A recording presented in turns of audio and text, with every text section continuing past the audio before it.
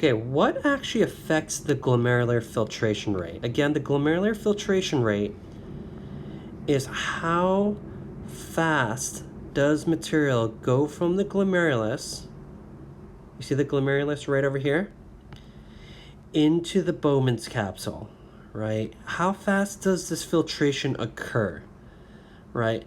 There are many factors that affect glomerular filtration rate. In fact, there's many drugs that work on certain blood vessels.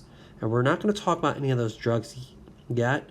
You'll probably learn about it at some point in your nursing, PA, or medical career.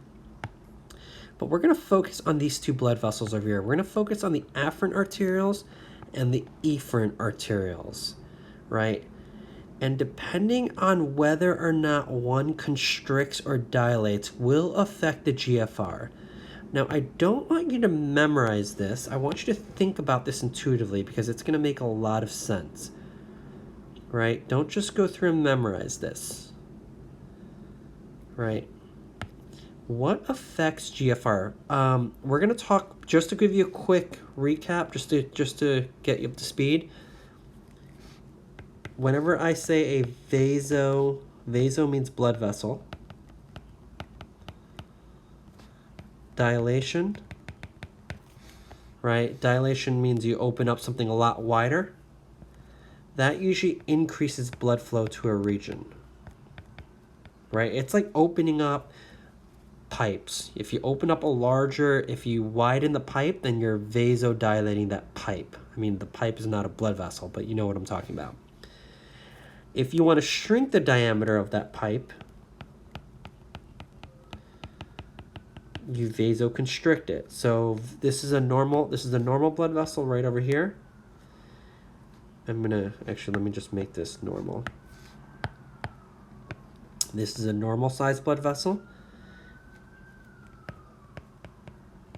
This is when the blood vessel is dilated, and this is when the blood vessel is constricted. So whenever the blood vessel is constricted, typically there's less blood to that region.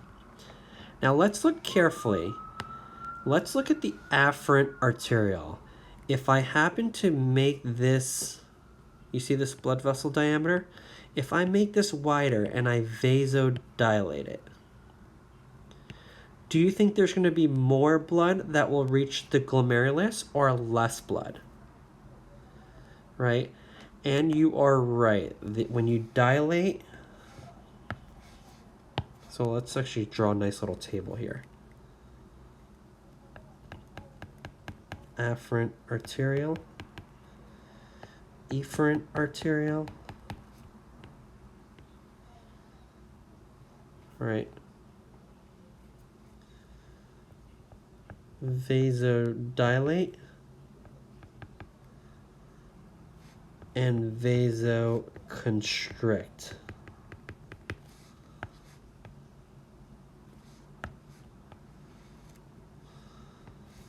Right? So if I dilate this afferent arteriole, I'm going to bring more blood and it's going to reach the glomerulus. So I'm actually going to increase my GFR. But let's look at the opposite. If I were to constrict this afferent arteriole, let's say I make this, let's say instead of this length over here, I'm going to shrink that length, that diameter, and I'm going to make it this wide. Well, now I'm bringing less blood to the glomerulus, so I'm going to decrease GFR. Right? Now let's look at the efferent arterioles. Let's look at this scenario. If I were to constrict, let's say I'm going to exaggerate this. I'm going to shrink this diameter. In fact, let's say I shrink this diameter of the efferent arterioles to nothing, right over here. Where does that blood have to go? Right? If I cut this off because I shrunk its diameter, well, more blood actually has to go into the glomerulus. It's kind of like a maze, right? If I put a little block here by shrinking the diameter, In other words, if I constrict that efferent arteriole, then more blood will actually go through the glomerulus. So constriction of the efferent arterioles will actually increase GFR. And the opposite, if I dilate this, I'm giving the blood here more options to go in this direction. So I will decrease GFR.